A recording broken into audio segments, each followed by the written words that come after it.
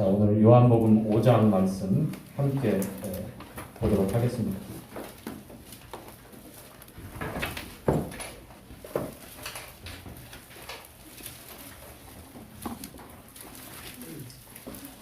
요한복음 5장 1절부터 9절까지의 말씀을 함께 읽어가도록 하겠습니다. 제가 한 절 읽고요. 그리고 짝수절 성도님들이 읽도록 하겠습니다. 5장 1절. 그 후에 유대인의 명절이 있어 예수께서 예루살렘에 올라가시니라. 예루살렘에 있는 양문 곁에 티브리가로 베데스다라는 곳이 있는데 거기 행각 5이 있고 그 안에 많은 병자, 소경, 절뚝발이, 혈기 마른 자들이 누워 물의 동함을 기다리니 이는 천사가 가끔 제자들과 물을 정하게 하는데 동함 위에 먼저 들어가는 자는 어떤 병에 걸렸든지 알게 되리라. 거기 38년 된 병자가 있더라. 예수께서 그 누운 것을 보시고 병이 벌써 오를 자시고 이르시되 내가 낫고자 하느냐. 병자가 대답하되 주여 물이 동할 때에 나를 못에 넣어줄 사람이 없어 내가 가는 동안에 다른 사람이 먼저 내려가나이다. 예수께서 가시되 일어나 내 자리를 들고 걸어가라 하시니 다 함께 그 사람이 곧 나아서 자리를 들고 걸어가니라. 아멘. 9절까지. 9절까지. 나오시죠? 대연회원을 받으셨습니다. 자, 오늘 요한복음 5장 우리가 함께한 본문은 38년 된 병자를 고치시는 우리 주님. 자, 그런데 이 내용 속에 우리가 분별해야 되고 우리가 올바로 먼저 살펴봐야 될 내용이 있습니다. 자, 성전에 들어가는 여러 문이 있는데요. 양문이 있습니다. 정확하게 보면 양을 파는 시장. 성전에 제물로 드리기 위해서 먼 데서부터 이렇게 양을 끌고 오는 사람도 있지만 성전 가까이에서 그렇게 합당한 양을 사서 제물로 그렇게 드렸던 그 양시장. 또 그 목적도 있었고 뭐 다른 목적도 있었겠지만 양시장 곁에 베데스다 연못이 있었는데 그 연못가에 각종 질병의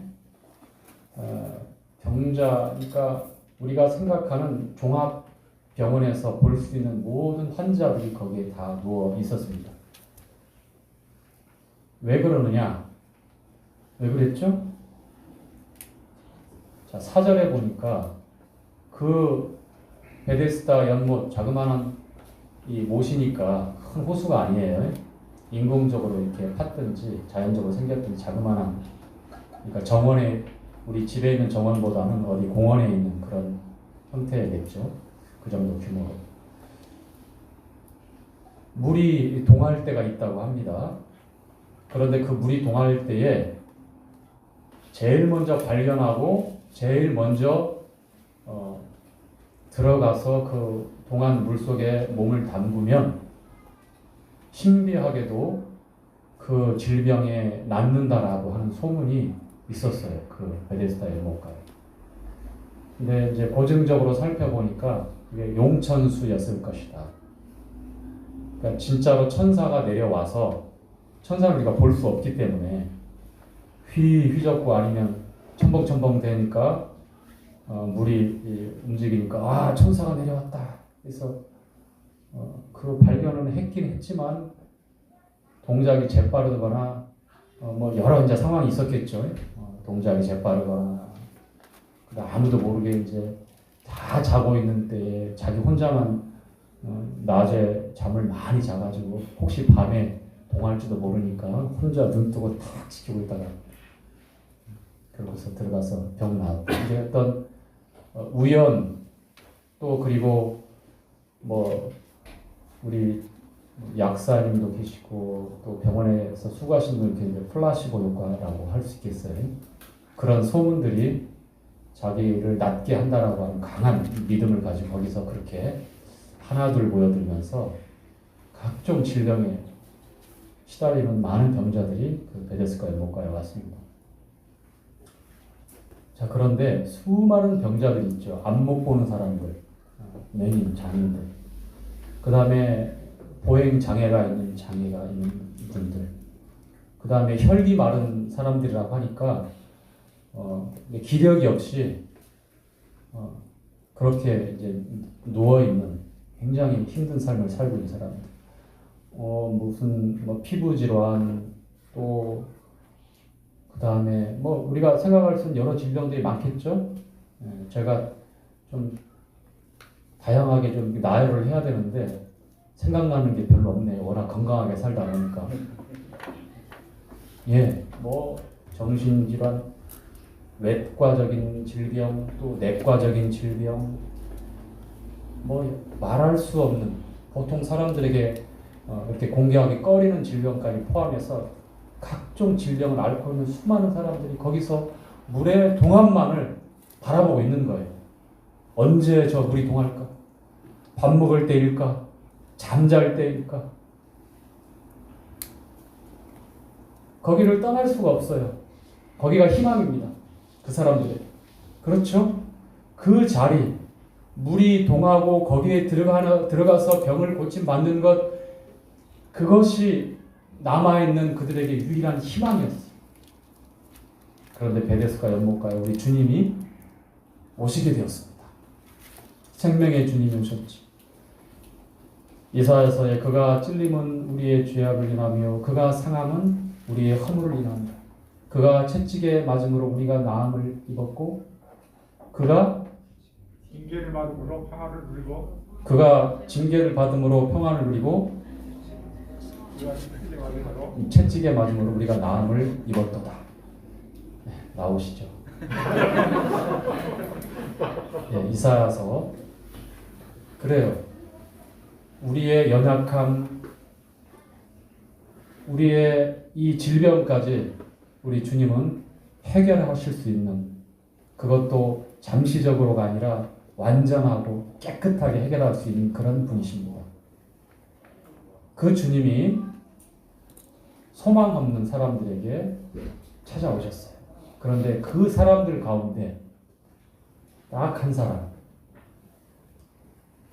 제대로 걷지 못하는 보행장애를 걷는 사람도 있을 것이고 앞을 못 보는 그러한 평생의 소경으로 살아야 되는 답답함, 한 번도 이 세상의 아름다운 이 컬러풀한 세상, 계절의 변화도 모르고 생김새도 모르고 그저 감각으로 알만 짐작하고 살아야 되는 그러한 안 못 보는 사람들, 혈기가 말라서 삶의 의욕도 상실하고 에너지가 고갈되어 있기 때문에 기가 없다는 거예요. 완전히.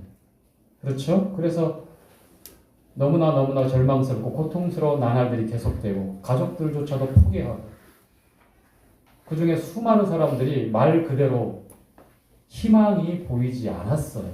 그런데 그 중에서도 유독 자그마치 38년 동안 병을 앓고 있는 사람이 있는데 우리 주님께서 그 38년 된 그 병자에게 관심을 갖고 찾아가십니다. 자, 이렇게 묻죠. 주님께서 예수께서 그 누운 것을 보시고 병이 벌써 오랜 줄 아시고 6절에 이렇게 말씀하고 있습니다. 38년 된 병자죠. 그리고 주님께서 벌써 오랜 줄 아시고 이르시되 네가 낫고자 하느냐. 네가 낫고자 하느냐. 모든 병자들의 간절한 바람 아니겠습니까? 낫고자 하는 것. 그렇죠? 이렇게 답변합니다. 병자가 대답하되 주여 물이 동할 때에 이 38년 된 병자의 관심사는 주님이 어떤 분인지 모르기 때문에 우리 주님의 하나님의 아들이요, 하나님의 아들이 가지고 소유하고 계신 그 능력이 어떠한지를 모르기 때문에 지금 그가 가지고 있는 기대와 관심사는 이렇게 말합니다. 주여, 물이 동할 때에 나를 못에 넣어줄 사람이 없어. 내가 가는 동안에 다른 사람이 먼저 내려가나이다. 노력을 하는 겁니다. 자기가 할 수 있는 최대한의 불편한 몸을 이끌고 어느 때는 굴러서라도 엉금엉금 기어서라도 다른 사람들보다도 더 물이 동할 때 그 동함이 끝나기 전에 들어가려고 그렇게 바둥바둥 평생에 그 자리에서 애를 쓰고 살고 있다는 거예요. 병 낫기를 위해서 자기가 할 수 있는 최대한의 노력을 해왔고, 그리고 의원을 찾아가서 의원들의 도움을 통해서 나을 수 없고 이제 거의 불치의 단계에서 마지막 희망을 품고 베데스다 연못가에 침상에 누운 채 그렇게 물의 동함을 바라보고 있는 이 38년 된 병자가 마지막까지 그 끈을 잡고 이 병에서 나으려고 하는 이 마지막 희망의 끈을 붙잡고 자기가 내가 가는 동안 다른 사람이 먼저 들어갑니다. 예를 들어서 눈이 보이지 않는 사람들은 수족은 멀쩡하잖아요. 그래서 그 물이 동하는 건 시각적으로 안 보이니까 바스락 소리가 나면 움직이는구나. 재빨리 그쪽을 향해서 마치 100m를 9초의 주파를 실력으로 다다다다 달려가서 풍덩 들어가는 거죠. 그 다음에 눈은 멀쩡히 보이는데 이 제대로 걸을 수 없거나 이 기동이 불편한 사람들은 이 소경보다도 훨씬 또 유리한 경우도 있을 거 아닙니까? 여러 이제 그 병자들의 상황을 유추해 보건대 물이 동할 때에 누가 먼저 들어가겠는가라고 우리가 생각을 해보면 각각의 장단점이 있고 이 38년 된 병자 외에는 아무래도 일말의 가능성이 남아 있는 사람들이에요. 여러분 그렇게 생각되지 않습니까?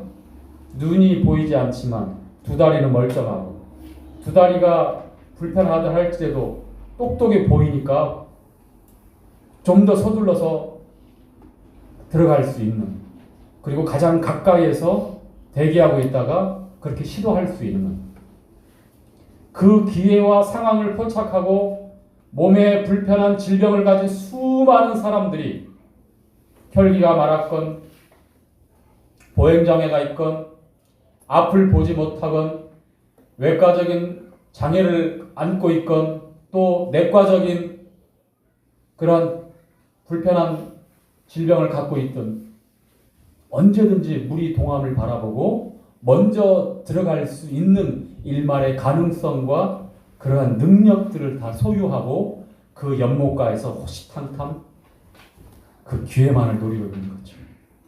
참 안쓰럽지만 이렇게 보여집니다. 왜 소경에게 주님이 가지 않으셨을까요? 우리 주님께서 왜 보행장애가 있는 사람한테 가지 않았을까요? 왜 우리 주님께서 혈기 마른 기력이 쇠해버리는 그 절망스러운 사람들, 많은 사람들이 있는데 다 불쌍하잖아요.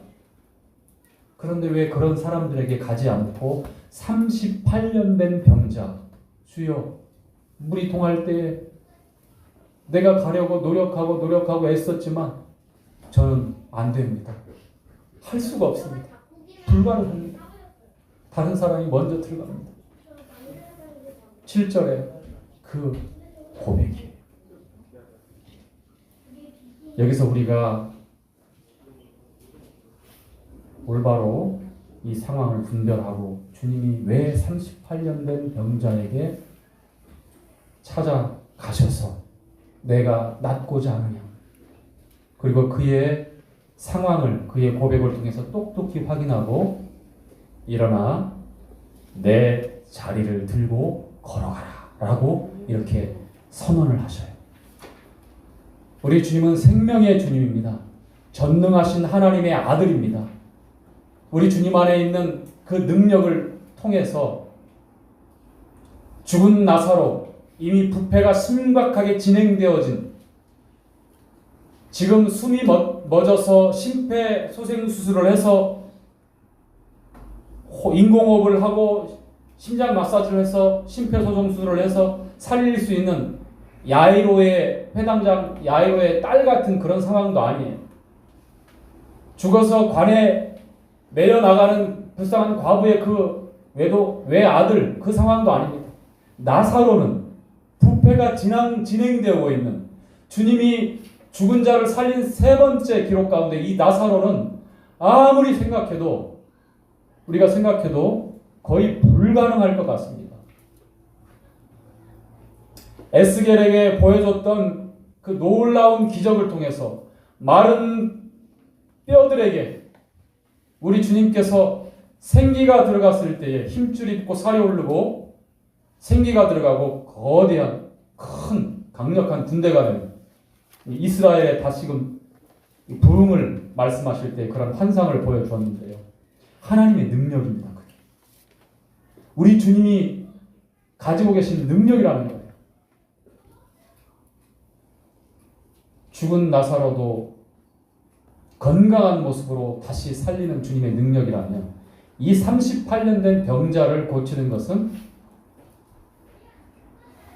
우리 사람 볼 때는 불가능한 거지만, 그가 생각할 때에도 도저히 기대할 수 없는 그런 상황이지만, 주님 편에서는 문제될 수 없는, 너무나 당연하고 우리 주님의 생명의 능력을 통해서 38년, 아니 380년 동안 묵은 그런 고칠 수 없는 그런 질환이라 할지라도, 그보다 더한 질병이라 할지라도 죽은 자를 다시 살리시는 그 생명의 주님의 능력을 통해서 온전케 할 수 있기 때문에.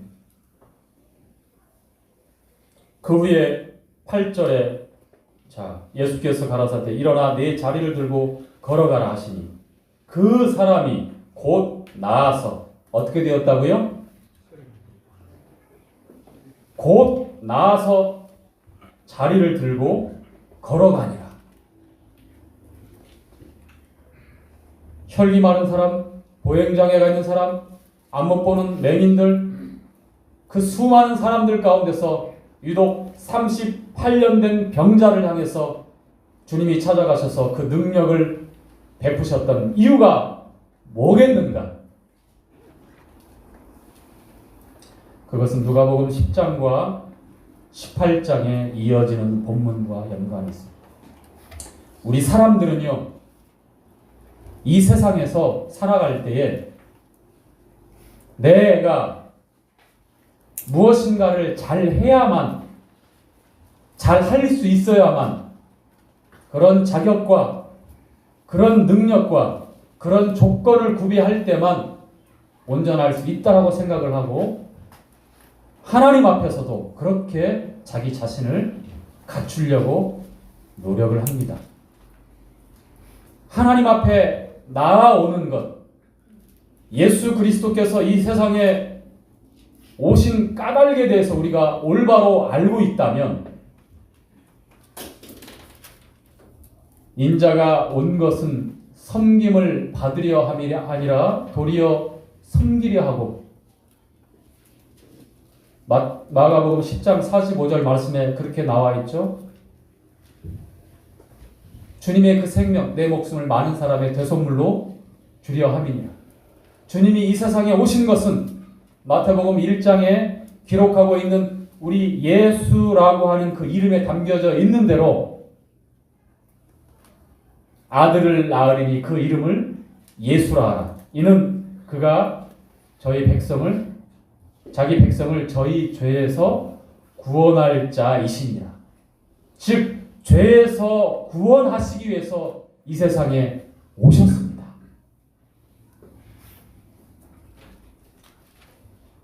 여러분, 물에 빠져서 허우적거리고 있는 사람이 있어요.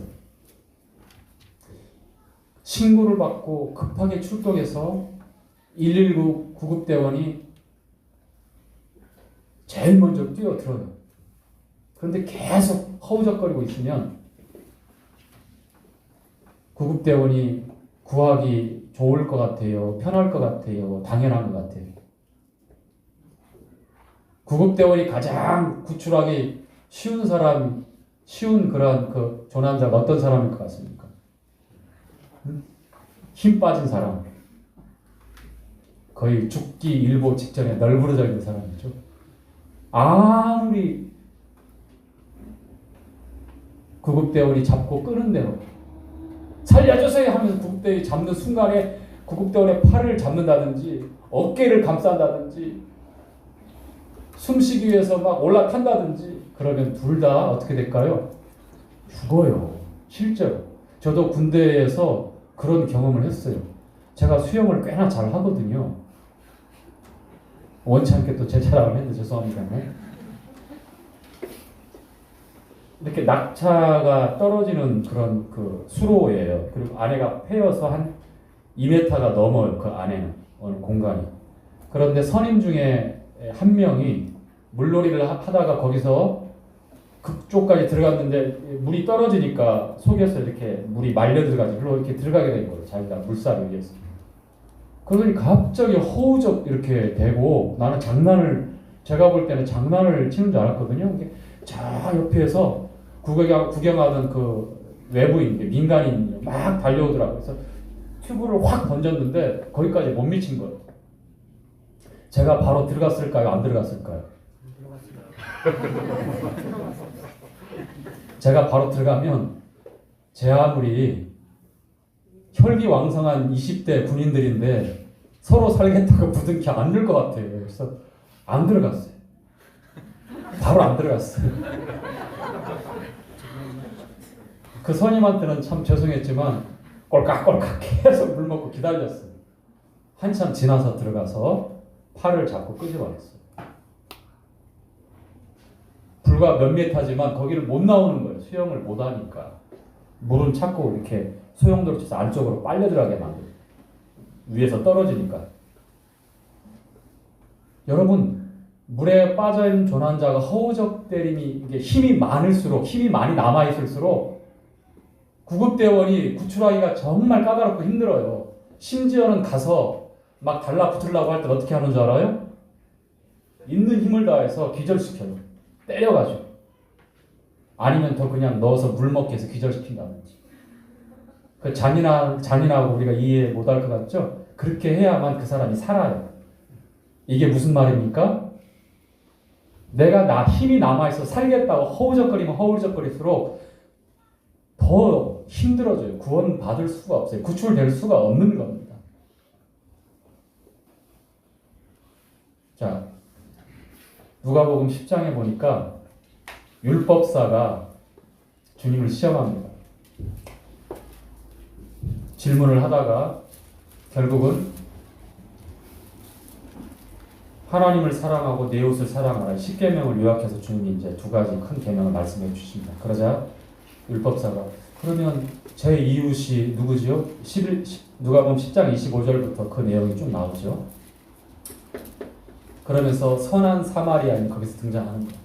어떤 사람이 여리고로 내려가다가 강도를 만나서 거반 죽게 되었어요. 인사불성이 되었어요. 그런데 누가 지나가죠? 제사장이 지나가고 레위인이 지나가고 그리고 나중에 사마리아인이 지나갑니다. 이 세 사람 중에 누가 그 강도 만난 자를 구원했죠? 사마리아인이 구출했습니다. 자, 제사장들, 레위인들, 성직을 세습하고 있기 때문에 누구보다도 경건을 추구했던 사람들입니다. 하나님을 잘 믿겠다라고 누구보다도 노력을 했던 사람들이고 자타가 공인하는 그런 경건주의자였을 수도 있습니다. 그런데 지금 죽어가는 사람 내버려두면 지나치고 있는데 내버려두면 그 사람은 죽어요. 그날을 넘기지 못하고 거기서 객사를 합니다.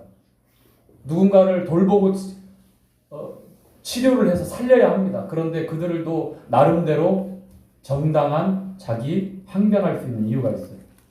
제사장이라면 주님 섬기는데 그렇게 길거리에 그렇게 시체를 만지며 부정해서 성전에서 섬길 수도 없어요. 레위인도 마찬가지입니다. 그런 율법적인 조항을 따라서 피해 갔을 수도 있어요. 그러나 그것은 이웃사랑이 아닌 거죠. 사마리아인이 누굽니까? 개처럼 천대받았던 사람 아닙니까? 그는 그를 포도주로 씻기고 기름을 바르고 응급조치한 다음에 여관으로 자기 짐승에 태워서 데리고 와서 두렙돈을 주면 데나리온 2를 주면서 내가 맡기고 할 테니까 잘 치료해달라. 돌아오면 부비가 더 들면 내가 갚겠다. 율법사 당신에게 그 강도 만난 자에게 누가 이웃이냐? 사마리아인입니다. 너도 이와 같이 해라.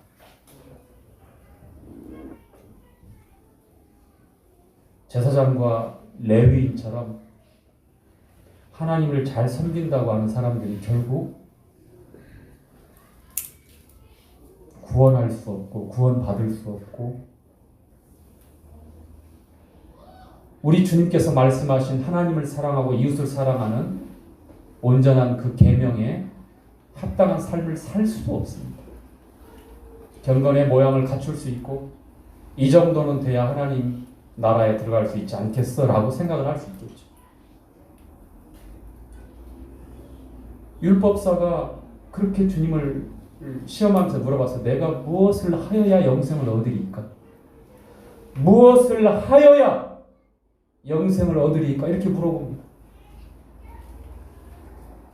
이어지는 누가복음 18장에도 한 관원이 찾아옵니다. 부자 청년으로 다른 성경에서는 기록하고 있죠. 선한 선생님이여, 내가 무엇을 하여야 영생을 얻으리까? 동일하게 질문합니다. 내가 무엇을 하여야 영생을 얻으리까? 사람들은요, 율법이 아니어도 양심이 있기 때문에 태어나면서부터 사람들은 하나님 없이 종교심이라고 하는 걸 바탕으로 해서 우리 조상 때부터 지성이면 감천이다라고 하는 기본적인 마인드가 다 깔려 있어요. 우리가 다 공감하고 동의할 수밖에 없는 그러한 말이에요.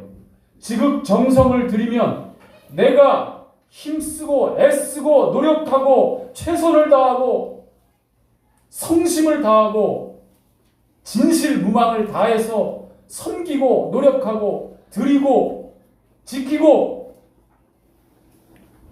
말씀을 따라가기 위해서 이를 악물고 경건하게 해서 노력에 노력을 다하고 그렇게 하면 하나님께서 기뻐하시고 감천 하나님이 감동할 것이다. 모든 종교의 그 가르침에 복음이 아닌 생명의 예수 그리스도를 믿는 믿음이 아닌 주님이 오셔서 일어나 내 자리를 들고 가라 라고 하는 놀라운 생명의 선언이 아니고서는 우리 인간편에서 하나님 앞에 다다르고 인정받기 위해서 취하고 있는 모든 행동들이 뭡니까? 내가 눈이 안 보인다 할지라도, 내가 다리가 하나 불편해서 보행자가 있어 할지라도, 내가 허리가 아파서 제대로 못 걷는다 할지라도, 내가 기력이 쇠해서 참 고단한 삶을 산다 할지라도 물만 동해봐라. 누구보다도 먼저 달려가서 거기에 풍덩 들어가서 나을 수 있다라고 하는 자기 자신에 대한 일말의 가능성, 일말의 능력, 일말의 조건을 끝까지 포기하지 않고 그것을 붙잡고 살아요. 그런 사람에게 주님은 가지 않습니다. 그런 마음에는 믿음이 오지 않아요. 믿음은 들음에서 나며 들음은 하나님의 말씀으로 말미암는다고 그랬습니다. 하나님의 말씀을 들을 때 내 안에 믿음이 찾아오는데요. 밖에서 우리 주님이 나에게 믿음을 허락하시는데요. 내가 그런 일말의 가능성과 조건과 능력과 자격이 있다라고 혹시라도 그렇게 포기하지 않고 갖고 있다면 그래도 주님은 일어나 내 자리를 들고 가라. 생명의 능력을 베푸시지 않아요. 관념적으로 이해하고 얼마든지 안다라고 얘기할 수 있지만 삶에 있어서 어떠한 능력도, 복음은 모든 믿는 자에게 구원을 주시는 하나님의 능력이다라고 말씀을 우리가 교제했죠. 지난주에 두나미스라고.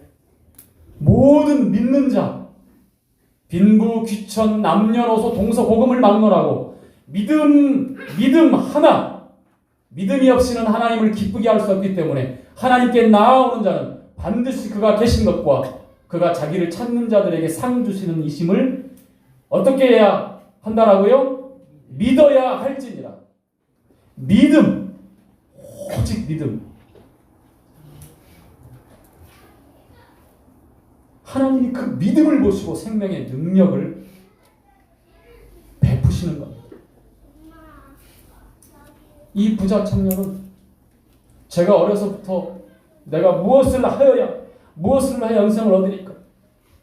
하나님의 계명을 지켜라. 주님 말씀합니다. 그러자 이 부자 청년이 그렇죠. 저는 어려서부터 하나님의 계명을 지켰습니다. 간음하지 않았습니다. 살인하지, 도적질하지 않았습니다. 거짓말하지 않았습니다. 자, 우리가 여기까지 들으면 정말 참하고 반듯하고 훌륭한 청년이다라고 다 인정해 줄 수밖에 없습니다. 여러분 가운데 이 지금 주님과 대화하고 있는 이 청년만큼 그렇게 반듯하게 살고 있는 분 계십니까? 이 청년은 한 번도 영을 위해서 노래방에 가지 않았어요. 술을 마시지 않았어요. 펜트하우스 보면서 끝까지 깔깔대고 그러진 않았을 거예요. 광팬들 많죠? 예를 들자면 그런 세세한 우리 삶에 정말 이 청년이 이 주님과 얘기하면서 그가 얼마나 고민하고 얼마나 하나님 앞에 반듯하고 바르게 말씀대로 살려고 노력했는지가 보여요. 그의 답변 가운데. 저는 어려서부터 계명을 지켰습니다. 하나님 한 분만 섬겼습니다. 안식일을 지켰습니다. 주일 성수했습니다. 제 소득의 일부를 구별해서 주님 앞에 코박코박 드렸습니다. 기도 생활 아침 저녁으로 율법에 창념했습니다. 살인하고 간음하지 않고 도적질하지 않고 남의 것 탐내지 않았습니다. 거짓말하지 않았습니다. 저는 이웃을 사랑한다라고 그렇게 나름대로 생각하고 살았는지 모릅니다. 그런데 주님이 이 청년의 본 모습, 하나님 앞에 너의 부질없는 그 삶의 노력과 그것이 얼마나 하나님 그 능력 앞에 올 수 없는지. 만약에 우리 주님께서 이 청년에게 네 재산의 일부를 팔아서 가난한 자를 도와줘라 그랬으면 이 청년은 그렇게 하고 뿌듯해 했으면서 어떻게 했을까요? 나는 주님이 인정하시는 참된 하나님의 사람이다 라고 스스로 위안을 얻었을 겁니다. 근데 주님 그렇게 말씀하지 않으셨어요. 어떻게 말씀했죠? 내 소유의 전부를 팔고 가난한 자를 두고 너는 나를 따르라.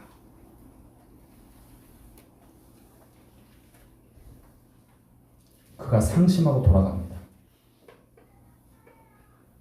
즉 사람 편에서 올바르고 정직하고 우리가 생각할 때는 법이 없어도 살 그런 성현 군자인 것처럼 보이지만 사람의 본질을 우리가 올바로 깨닫는다면 예수님이 아니라면 주님의 은혜가 아니라면 결코 희망이 없다라는 것을 우리가 알아요. 그래서 시편 51편에 다윗이 고백하기를 내 모친이 죄 중에 나를 잉태하고 내가 죄악 중에 출생했습니다라고 고백을 합니다. 그게 무슨 말입니까? 우리는 본질적으로 생겨날 때부터 태어나서 평생을 사는 동안 죄인이라고 하는 겁니다. 어렸을 때는 선하고 깨끗한데 살면서 더러워져서 이 세상이 나를 그렇게 만들었어. 성선설. 맹자가 주장했나요? 이거 아니에요. 사람은 나면서부터 악하게 태어났기 때문에 가르쳐주지도 않고 배우지도 않았지만 누구보다도 다 세상 모든 사람들이 전문 자격증을 갖고 있어요. 죄 짓는데 타의 추종을 불허하는 생각으로, 마음으로, 그것도 구체적으로 실행함으로. 아무도 안 보겠지. 하나님 눈 감아 주십시오. 평생 그렇게 살아요. 일어나는 욕망도. 여러분, 은혜는요, 에베소 2장 1장 8절에 너희가 그 은혜를 인하여 믿음으로 말미암아 구원을 얻었나니 이것이 너희에게서 난 것이 아니요 하나님의 선물이야. 선물. 내가 노력하고 내가 애쓰고 내가 간절히 발 동동 구리고 빌고 엉엉 울고 아파한다고 선물을 주는 사람이 주는 게 아니잖아요. 선물은 그런 거예요. 그 사람이 선물 주는 분에 의해서 선물을 주게 되는 겁니다. 선하신 하나님의 의도에 의해서, 하나님의 계획에 따라서. 그런데 그 은혜를 인하여 믿음으로 말미암아. 은혜는요, 자격이 있다라고 생각하면 그 은혜는 더 이상 은혜가 아닙니다. 은혜는요, 이만큼의 조건이라도 붙이고 내가 그렇게 조건을 갖고 있다고 생각하면 당신이 받은 은혜는 하나님의 은혜가 아닙니다. 은혜는요, 내가 하나님 말씀을 지킬 수 있다라고 하는 자기 능력으로부터 시작한다면 그건 더 이상 하나님의 은혜가 아닙니다. 자격이 없고 조건이 안 되고 능력이 전무한 사람들에게 값없이 베푸시는 것이 하나님의 은혜이고 하나님의 선물입니다. 그리고 그것이 예수 그리스도가 이 땅에 오셔서 우리의 구세주가 되시는 이유와 목적입니다. 우리는 불가능하기 때문에. 나에게는 어떤 털끝만한 가능성과 희망조차 없기 때문에 하나님께서 세상 죄를 지고 가는 하나님의 어린 양으로 이 땅에 보내신 것입니다. 오직 믿음, 오직 예수, 그리고 오직 은혜. 이것이 우리가 하나님 말씀을 믿는, 구체적으로 더 말씀을 드리면 복음을 받아들이는 성경적인 믿음이라고 하는 것입니다.